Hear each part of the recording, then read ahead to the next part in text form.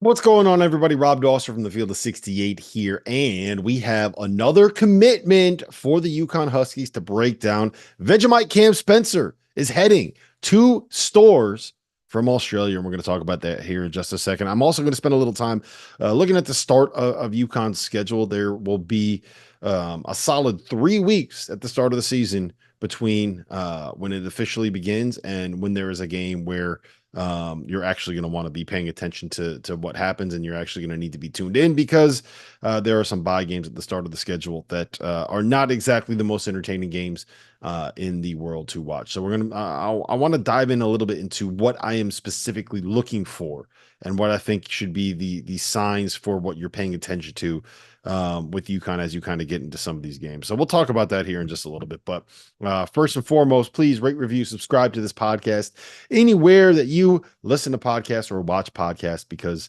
all of that stuff really does help. It helps in the algorithm. It helps with the metrics. And those are the things that really do help podcasters like myself. So let's talk about it. Jacob Furphy, 6'5", lefty coming from Australia. He played with some of the Australian, the Tasmanian U20 teams. He has played in the NBA Global Academy. He has spent a bunch of time, playing over there. He is a guy that is well regarded in those circles and kind of in that part of the world. I know Sam Vecini, who works for The Athletic, who has spent a bunch of time, scouting for different outlets and covering the NBA draft. He knows him well, and he thinks very, very highly of him. I text with Sam a little bit about this commitment. I've also dug up film on Synergy. I was watching, Australian U20 basketball to try to get eyes on this guy. And what I can tell you is this. Lefty, got good size in the wing, very, very, very good shooter, incredibly intelligent as a basketball player. I said Vegemite Cam Spencer. I think that he is a little bit of a different player.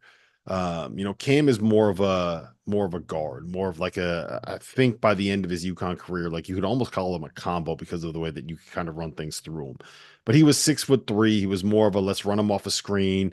Let's get him coming off of this pin down. Let's get him in this DHO and let's let him go out there and try to make a shot. And if not, make the correct read off of a play. Where Furphy, based off of kind of what I watched, is more of a guy where he's kind of a wing decision maker. He is someone where you can put him into different actions and you can kind of play him off the ball, and it allows you to do different things with your guards where you will be able to have a couple bigger players that are out there to kind of be scorers, right? I think it allows you to take the pressure off some of your point guards to kind of let them kind of be one-on-one guys. And the way that the best way to kind of phrase it is like, there was a value in having Andre Jackson on the 2022-23 team. And it wasn't just the crazy athleticism, right? Because that is the exact opposite of what Jacob Furphy is. He is a guy where it's going to take him time to be able to get his body to a point where he can play at the Big East level, right?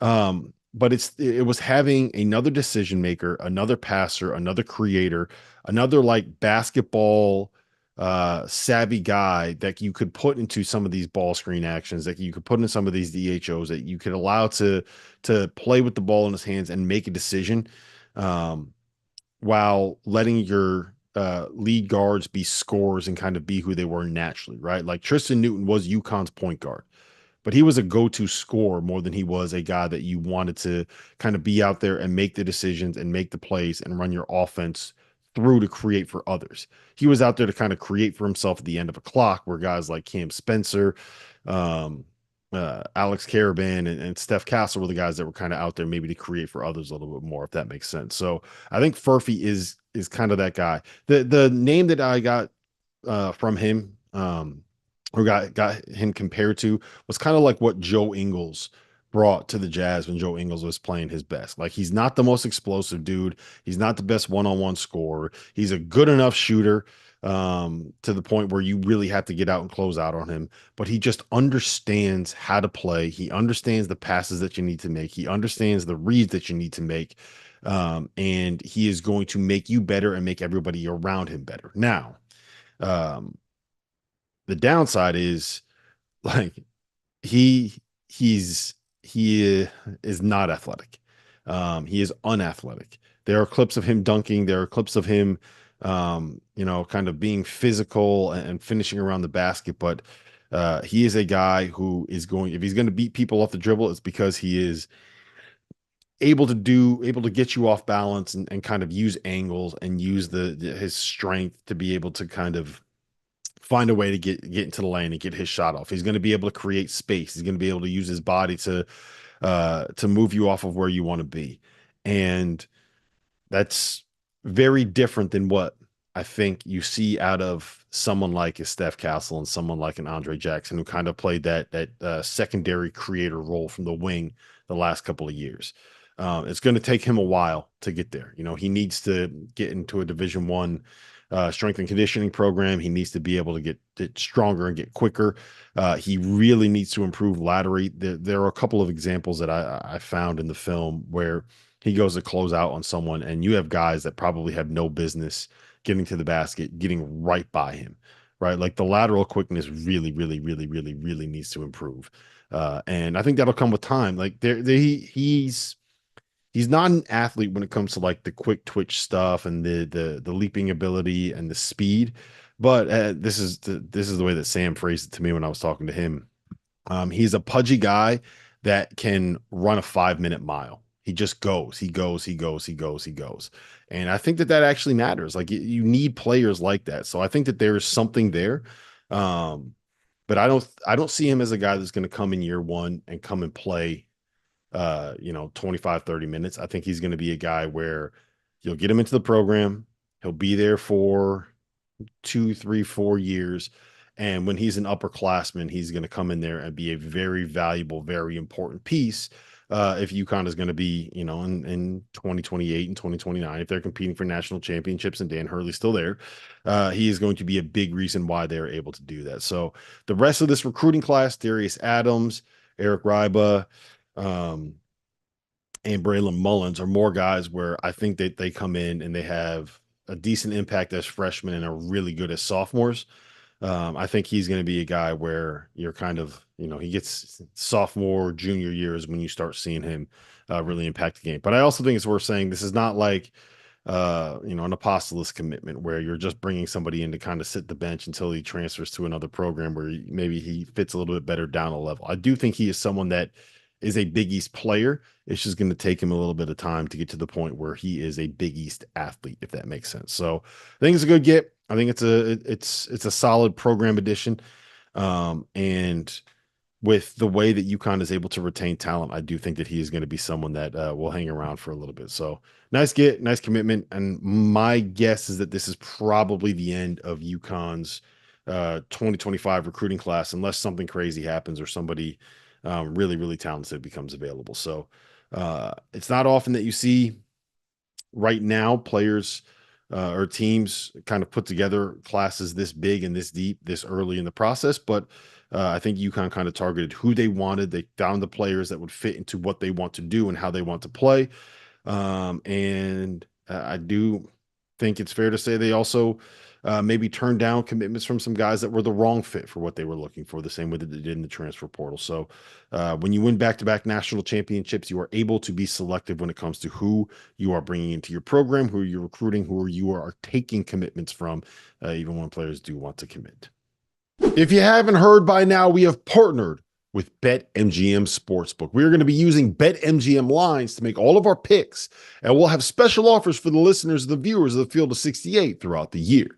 If you haven't signed up for BetMGM yet, you can use bonus code FIELD, and you will get up to a $1,500 first bet offer on your first wager with BetMGM. The best part, all you need to do is deposit and bet $10 of your own hard-earned money to be eligible. Here's how you make it work. Download the BetMGM app and sign up using that bonus code FIELD. Deposit at least $10 and place your first wager on any game. and you will receive up to $1,500 in bonus bets if your bet loses. Just make sure that you use that bonus code FIELD when you sign up. BetMGM is going to have some fun offers available throughout the NBA playoffs. Bet insurance tokens, odds boost, and what I love, a nice parlay booster too from time to time, as well as a ridiculous array of player prop bets for any sport that you could possibly imagine betting on. BetMGM is and always will be the king of the prop bet. So go download the BetMGM app, use the bonus code FIELD, and sign up today. And while I've got you, a quick request. The best way to support the Field of 68 content that you get for free is to engage with us. Rate and review the podcast. Like and share the YouTube videos. Tell your friends about us. It all helps in a world where the algorithm is king. And now, back to the show. Let's talk a little bit about the upcoming schedule. Season starts Sacred Heart, then New Hampshire, then Lemoyne, then Texas A&M Commerce, and then 6 days later, UConn is off to the Maui Invitational where they will play Memphis.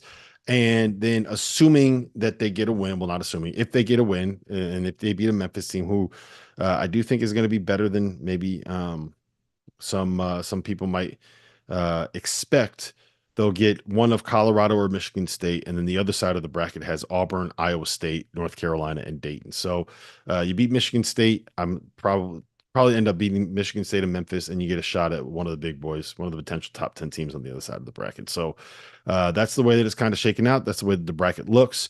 And when it comes to trying to figure out what this UConn team can be, here are the things that I will value as the most important kind of indicators in these bye games, where frankly UConn should probably go out and win by 35 or 40 points. One, I want to see what they're doing on the defensive glass, right? Are they able to kind of keep some of the big guys in these programs and these teams off of the backboards? Are they able to keep them from being able to get second chance opportunities and get to the offensive glass and have that impact in and around the lane, right? I don't think Samson Johnson is necessarily, he's not out there to be like the greatest rebounder in the world and to box people out. That's just not what he is as a player, right? He's a blow up the screens kind of guy. He is a ball screen and roll to the rim and throw it at the square and let him go get it kind of guy. Like there's very useful tools and skill sets that he has as a basketball player. And defending and taking up space in the paint is not one of them. It's just not how he's built. I think Terrace Reed is going to be important for that. And frankly, I think it's the wings. I think it's guys like Alex Caravan and Liam McNeely and Jalen Stewart and players of that ilk that are going to be counted on to kind of take a step forward and a step up in terms of what they can provide on the defensive glass. That's going to be one of the things that I'll look for. The other part, and I think that this is frankly more important, is going to be kind of the development of that sophomore class, right? I really want to see. I'm very high on solo ball. I've heard a lot of great things about solo ball coming out of this this summer and this fall. He was awesome in the scrimmage against Rhode Island, UConn's leading scorer. I think that he has the build and the mindset and the talent to be able to go out there and kind of be the best player on this team. I think that there's a non-zero chance that he ends up being the star of this team, being the leading scorer, being the guy that gets the kind of hype and the buzz. And I think if that's going to happen, we're going to see early signs of it. We're going to see him going out there and getting 18, 20, 22 points, going out there and having runs against some of these lower level teams where he scores 8, 10, 12 points in a row. You rip off 3 threes in a row. He has a dunk here. I think that if he's going to be the guy that I believe that he has a very real opportunity to be this season, I think we're going to see it early on, and there's going to be really, really big flashes and promising flashes of it. I think the same thing can be said with Jalen Stewart and Jaden Ross and kind of what their growth is, right? Like those are guys where when you look at how this team is structured, the talent on the wings, you probably have 5 guys that can play the 2 through 4 spots and play them well. And I think you need to be able to have a little bit of depth because I do expect there to be more of a learning curve than maybe I initially thought with Liam McNeely, just because it's freshman, man. Like freshmen coming to the Big East is going to take a little bit of time. So um, having those guys, those sophomores, be able to come in and have an impact, I think that will matter. And the third one um, is the dynamic between Hassan Diarra and Aiden Mahaney. If Aiden Mahaney is a guy that is going to be coming off the bench all season, which based off of the way that he didn't start against Rhode Island and he came in and was the best player on the floor at times in the second half, is that something that one, how does that dynamic carry throughout the year, right? How does a guy that is used to being a star for his hometown program at St. Mary's and transferring across the country and ranked as one of the best transfers in college basketball, if he is going to be coming off the bench the whole season, how does he acclimate to that? Does he stay bought in? Does he stay locked in? Is there any concerns with that? I think that's one of the things I'll be looking for. Same thing with the San and just kind of what his leadership ends up being this season. I do think, frankly, that if Hassan Diarra, Solo Ball, and Aiden Mahaney all kind of buy into this idea that there are 80 minutes in the backcourt to be played, and if the three of them are each getting 26 minutes or so a game out of those 80 minutes, and whoever's playing the best is who is playing at the end, and it doesn't matter who is starting, and everybody buys in and everyone's locked in and everyone's on the same page, like there's a level of competition within the team itself, as long as there's no hurt feelings, everyone kind of realizes this is for the greater good. I think that there's a lot of success that can come out of it. So that's another thing I'm going to kind of be eyeing on. And the last thing, and frankly it might be the most important thing, is the development of Terrace Reed. uh, the ability and the skill set that he has, I've said this before, I think is kind of what can end up being the biggest difference between UConn being, good, but not quite good enough to make a real run at number 4 or number 7 at the three-peat, and where they can be really get themselves back to being absolutely dominant, because he is that big body. He is that rebounder. He is that rim protector. I think that he processes the game a little bit better than maybe his numbers and his assist to turnover ratio from Michigan would tell you. I think that he's got the low post ability and size and strength to kind of be a guy that can get you 10, 12, 14 points a game if he's allowed to play, 28, 30 minutes a game. I think that he is the key to kind of unlocking the potential of what this group can be. But I also think that it is a process that will take a little bit longer than just 2 weeks at the start of the season to kind of put that all together. So those are going to be the 4 things that I'm looking for: what they're doing on the defensive glass, the development of Solo Ball stepping into a star, how the backcourt kind of handles working and playing together, and then Terrace Reed. So that's what I'll be looking for in those first 4 games of the season. I'll be sure to check in and kind of give you some thoughts after these games are played. But I don't think that Memphis game, you look at their roster, and I understand what's going on with some of the did he get paid, did he not get paid with Tyreek Smith and the turnover of the staff and all that. But that's an old team. That's a tough team. That's a physical team. And that's a team that's going to have something to prove. And if UConn doesn't show up to play, that is a game that is definitely losable. So we'll keep an eye on how all that kind of develops. But it's almost here, man. As of this recording, we officially have just 7 days between now and the start of UConn's basketball season. And if you want other stuff, if you're looking for other games to watch or follow along with, Field of 68 Showcase will be live. First Division I game of the college basketball season will be right here on the Field of 68 platform. Charleston against Southern Illinois in the first game. Then we will have Santa Clara and St. Louis playing in the 3 o'clock tip-off. And then the nightcap will be Will Wade and McNeese State going up to South Dakota State to take on the Jackrabbits in what should be a packed house at the Pentagon in Sioux Falls, South Dakota. So until then, college basketball is almost here. See you guys on the other side.